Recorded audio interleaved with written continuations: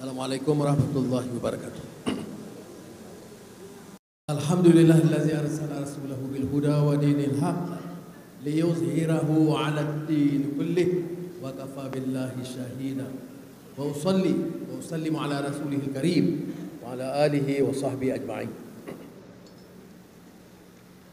Saudara Sri Zamri, Kak Ade, Menteri Luar, Tuku Zafrul, Miti dan Tuku Zafrul, ya, Menteri Pelaburan, Perdagangan Industri. Dia kena baru sampai, jadi saya tak minta dia berucap. Selalu saya minta Menteri berucap dulu. Khairul Firdaus, Timbalan Menteri Pelancongan, beri baru bangun dia orang tak nampak. Duta Besar untuk Puan Zaidi berucap sebentar tadi. Ada 4 ahli parlimen yang bersama saya. Tok Syam Tampin. Tengok saya jaga, saya sebut UMNO dulu tak? Nak jaga. Ni Ulu Langat tak payahlah, orang kenal semua lah. Tani, Rara Bentung dan Said Ibrahim Ledang. Pegawai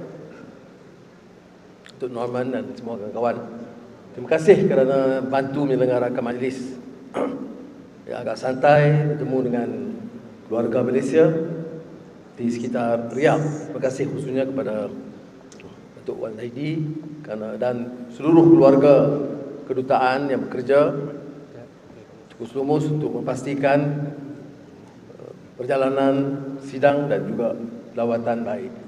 Seperti mana disebut Saudara Zamri, sidang ini GCC ASEAN pertama kali. Sidang kedua diputuskan tadi akan diadakan di Kuala Lumpur pada tahun 2025, insya-Allah. Dan Putera Menteri Muhammad bin Salman telah bersetuju menjadi host yang pertama dan menyelenggarakan dengan baik. Dan saya berkesempatan juga adakan pertemuan ringkas beberapa isu kerjasama Malaysia dengan negara lain dan juga perbincangan mengenai perkembangan mutakhir penindasan ke atas rakyat Gaza. Saya jumpa Muhammad bin Zayed Emirat, Amir Khatar tadi, dan juga Raja Bahrain, selain daripada Putera Muhammad bin Salman. Dan tentunya kita tak boleh elak daripada bincang isu yang sangat hangat dan mengunsingkan kita dengan keganasan berterusan Israel ke atas rakyat Palestin, khususnya di Gaza. Dan sebab itu juga lah saya diundang selepas pada hari ini, esok dianggap kunjungan rasmi ke Arab Saudi dan adakan pertemuan dengan Putera Muhammad bin Salman. Selepas itu saya akan berlepas ke Istanbul untuk adakan perbincangan dengan Presiden Tayyip Erdogan, kebanyakan khusus masalah Palestin dan Gaza. Lepas itu saya akan terus ke Kahirah untuk ada pertemuan dengan General Sisi, kerana peranan Mesir sangat kritikal untuk laluan Rafah menghantar barang keperluan kemanusiaan, makanan, minuman dan juga perubatan. Jadi saudara, umat Islam ini memang dicabar, diuji, dan ia menuntut kebijaksanaan dan kesabaran kita dan ketegasan kita. Sebab itu dalam ucapan saya mengenai kerjasama ASEAN GCC, saya pertamanya ucapkan terima kasih dan penghargaan kepada Putera Perdana Menteri Muhammad bin Salman kerana bersama dengan OIC, Sidangan Negara Islam, mengambil inisiatif menghimpunkan semua negara Islam menyatakan pendirian mereka, yang kita diwakili oleh Saudara Zamri, Menteri Luar. Dan dalam pertemuan itu ada pendirian yang jelas. Ya, memang masalah Gaza atau Palestin tak boleh selesai hanya dengan bicara soal kemanusiaan. Ini saya sebut juga tadi. Ya, soal prinsip keadilan. Selalu saya gunakan ungkapan politics of dispossession. Apa maknanya? Orang kadang kurang mengerti sebenarnya. Dia bukan soal sentimen kaum, sentimen agama, sentimen Arab. Dia isu Palestin masuk Gaza sekarang adalah isu rampasan hak rakyat, tanah mereka, harta mereka, malah maruah mereka. Human dignity itu dirampas. Bukan setahun, bukan 10 tahun, bukan 20 tahun. Sudah 7 dekad. Dan bila ada tindakan umpamanya dari kumpulan-kumpulan Islam ke apa-apa itu dihebahkan. Satu dunia barat gayuh rendah tentang apa yang dikatakan keganasan satu pihak. Padahal kezaliman harian, rampasan tanah, settlement, pembunuhan anak-anak wanita, penghinaan berterusan puluhan tahun tidak mengesankan. Sebab itu saya katakan, mana dia kemanusiaan kita? Mana dia jadi katakan humanity kita? Jadi ini menyebabkan kita harus bersuara. Dan alhamdulillah, seperti mana disebut oleh Menteri Luar, bukan kita nak jadi jago atau kita ada peranan. Banyak masalah dalam negara pun Malaysia belum selesai. Jadi orang kata mengapa kita sibuk soal lain, tapi ini tanggungjawab kita untuk menyuarakan, untuk menyatakan bahawa kita bersama. Ini peranan dimainkan oleh negara-negara Arab yang menjadi jiran. Sebab itu saya ambil waktu menemui sebanyak mungkin tokoh-tokoh daripada GCC tadi untuk menyatakan penghargaan dan minta tindakan terus, dan kami memberi sokongan apa sahaja yang perlu kita lakukan untuk mendorong mereka berbuat sesuatu yang lebih baik untuk menyelamatkan rakyat yang sekarang terdera dalam satu sistem penjara yang kejam di Gaza. Jadi mudah-mudahan langkah kecil kita ini dapat membantu dan memberikan dorongan kepada rakan-rakan kita yang lain. Dan sehingga semalam sempadan Rafah belum dibuka. Yang diluluskan kecil sekali. Yang diperlukan bantuan banyak sekali. Yang sakit itu puluhan ribu, yang cedera, yang meninggal, yang tidak ada minuman dan makanan dan bekalan elektrik. Tapi demikianlah saudara, bagi kita yang ada sedikit rezeki, ada sedikit kemudahan, ya, manfaatkanlah waktu sebaiknya, ada insaf, dan mana yang kita harus bantu, mana yang harus kita didik, supaya ada kesedaran yang lebih meluas dan masa depan yang lebih terjamin. Baik. Di Malaysia kita alhamdulillah ada kerajaan yang stabil. Walaupun dia ada campuran, ada Pakatan Harapan, ada UMNO Barisan Nasional, ada GPS Sarawak, GRS Sabah, dan beberapa kumpulan kecil. Dan sudah pecah 10 bulan, hampir setahun. Kita cuba yang pertama ialah menstabilkan politik negara. Kita boleh tukar Perdana Menteri tiap tahun. Jadi saya gurau saya ingat ini Perdana Menteri ini insya-Allah sampai habis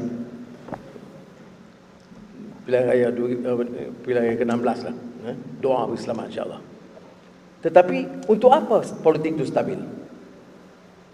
Supaya kita boleh arah negara kita ini kepada dasar yang jelas. Dan di antara keutamaannya ialah pertumbuhan ekonomi, memacu pertumbuhan ekonomi yang lebih segar. Karena ini akan menjamin banyak hal. Dan pertumbuhan ekonomi itu apa? Pertumbuhan ekonomi ini ya, untuk keselesaan rakyat, pekerjaan mereka, mutu pendidikan, mutu kesihatan, dan nilai. Supaya kita tidak hanya tegakkan satu negara biasa, tapi negara madani, maknanya negara yang maju dari segi ekonomi, ada pemerkasaan budaya, tetapi ada nilai yang kita nak terapkan. Nilai manusiawi, nilai yang diteraskan dalam walaqad karramna bani Adam. Allah angkat darjat. Kerana apa? Kerana akhlak dan nilai mereka. Maka rakyat harus bersatu. Bukan kita pilih untuk mewakili mana-mana kaum atau keturunan kita. Dan kita warisi satu sistem politik dan sejarah dengan pelbagai kaum, pelbagai agama. Kepintaran kita, kebijaksanaan kita, hikmah kita ialah mengemudi dengan sebaik mungkin supaya stabil dan boleh kita rangkul semua kekuatan ini. Dan inilah yang kita lakukan beberapa perubahan dalam negara. Saya harap rakan-rakan di Arab Saudi, khususnya Riyadh, ikuti sikit sebanyak. Tentunya 10 bulan itu singkat. Ada kelemahannya, ada kekurangannya. Nak tentukan urutan keutamaan, di mana kita fiqh aulawiyat ini, itu semua hal-hal yang kita harus putuskan bersama. Tetapi bagi saya pendekatan saya jelas. Negara mesti stabil. Negara mesti tegak atas dasar hukum. Amalan untuk jadikan kuasa dan jawatan untuk memperkayakan diri, menggondol kekayaan dengan cara rasuah ataupun salah guna kuasa, wajib diberhentikan. Kita tak boleh jadi Perdana Menteri mesti kekayaan sekian banyak. Wajib dihentikan dengan rukun negara, rukun dan mengikut hukum. Sebab itu saya agak keras dalam hal ini. Walaupun tidak mudah, kerana orang-orang yang biasa dengan cara lama itu tidak akan senang dan tidak akan terima dengan baik. Tetapi saya fikir mandat diberikan, itu kita manfaatkan dengan sebaiknya. Kemudian ada beberapa hal keutamaan. Semua kita pernah mengalami pengalaman di sekolah rendah, sekolah menengah, MRSM atau sekolah menengah sains. Tak ramai di Malay College. Tetapi semua sekolah ada masalah kebersihan dan tandas. Jadi saya mula, orang aneh dia kata ni Perdana Menteri tandas. Saya tak peduli. Mana boleh kita bercakap soal mutu pendidikan, Faculty of Artificial Intelligence dan segala kecanggihan yang kita bicarakan, tapi hal asas kita tak selesaikan. Maka alhamdulillah tahun ini kita dah bereskan 8,600 tandas sekolah seluruh negara. Bisa rekod. Belanjanya tinggi. Klinik desa. Tahun depan perumahan pegawai kerajaan, perumahan tentera, perumahan polis, perumahan pegawai penjara dalam keadaan yang sangat teruk. Jadi kita siapkan tambahan 2 bilion ringgit lebih hanya untuk paiki selain daripada membangunkan yang baru. Saya tegaskan hal yang sedemikian kerana kita tidak boleh bicara hanya dasar-dasar atas yang lunak tapi lupa tentang permasalahan yang dihadapi oleh rakyat. Saya juga tegaskan sebelum akhir tahun ini kita mesti noktahkan kemiskinan tegar dalam negara kita. Kemiskinan tegar ni maknanya orang yang fuqara, yang paling miskin, sukar mendapat makanan yang cukup, uniform sekolah, susu bagi bayi, masih ada. Dulu awal tahun saya dapat angka 120-130 ribu keluarga. Sekarang tinggal sekitar 14-18 ribu yang insya-Allah kita boleh selesaikan. Bukan masalah kemiskinan dia mengambil masa, tapi kemiskinan tegar, tak cukup makan ataupun OKU dan lain-lain yang memerlukan bantuan. Dan kita bentukkan dana yang cukup. Selain itu, tumpuannya ialah ke arah menarik Malaysia sebagai destinasi pelaburan. Ini Tugu Zafrul tentunya banyak melakukan tindakan perubahan dan alhamdulillah beberapa syarikat besar dunia telah mula berikan perhatian. Baru-baru ini saya ke Tanjung Malim. Ini bukan pengumuman, ini pelaksanaan projek raksasa menjadikan Tanjung Malim kota otomobil di antara kota otomobil besar di rantau Asia Tenggara oleh Geely dengan kerjasama Proton. Dan ini termasuk penggunaan mulanya hybrid, kemudian juga EV. Dan dalam kompleks itu termasuk tentunya kilang penghasilannya, tapi juga Center of Excellence Research dan juga universiti Geely untuk persiapkan tenaga yang mahir dalam bidang kejuruteraan automobil dan related disciplines. Syarikat terbesar microchips yang menyediakan chips dari Jerman, Infineon, berpangkalan di Jerman, baru-baru memutuskan untuk menambah pelaburan 5 bilion euro dan telah memutuskan dalam lembaga untuk melaksanakan. Tapi yang menarik bukan sahaja industri microchip, tetapi pertama kali di luar Jerman, khususnya di Malaysia, dipastikan pengeluaran penghasilan front end. Selalunya kita tengok industri kita ni back end ya, jadi maknanya persiapan-persiapan awal yang sebenarnya tidak canggih. Nah, ini pelaburan besar 5 bilion euro untuk front end. Ini sebagai contoh banyak lain-lain yang kita catat. Alhamdulillah, sebab itu saya kata kalau politiknya stabil, pelaburan datang. Dan dalam kunjungan kita ke beberapa negara lain, China dan baru-baru ini ke Abu Dhabi, terus ya, ada pelaburan Mazda yang bersama dengan Maida untuk pelaburan besar, saya ingat masa itu $8 billion Amerika.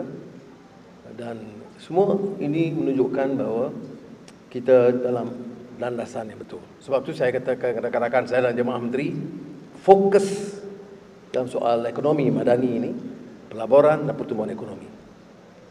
Kemudian oleh kerana kita meletakkan satu keadaan yang agak berbeza, madani ini maknanya soal nilai dan akhlak, maka kefahaman tentang Islam dan masyarakat juga ditingkatkan.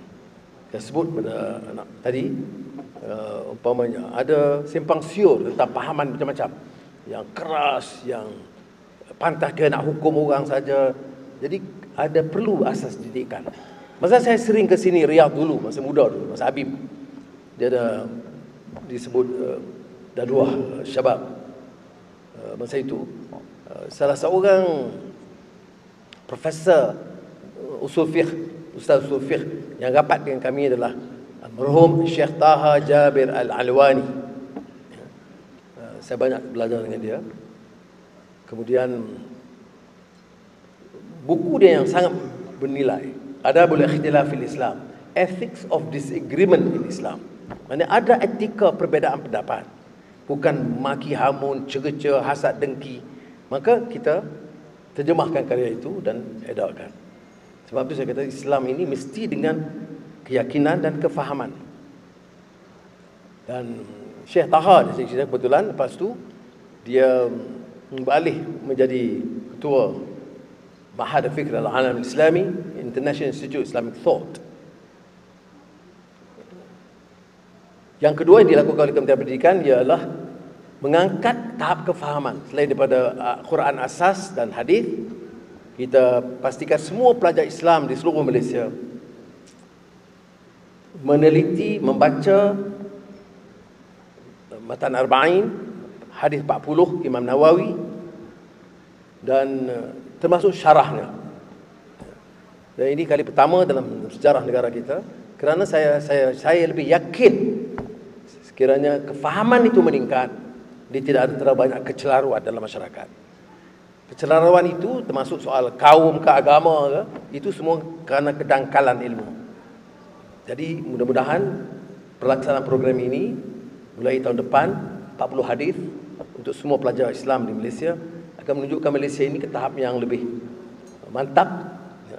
Ada kesedarannya, bukan hanya dari segi slogan atau gunakan Islam itu sebagai topeng, tetapi menjadikan Islam itu sebagai dasar untuk mengangkat tahap kefahaman.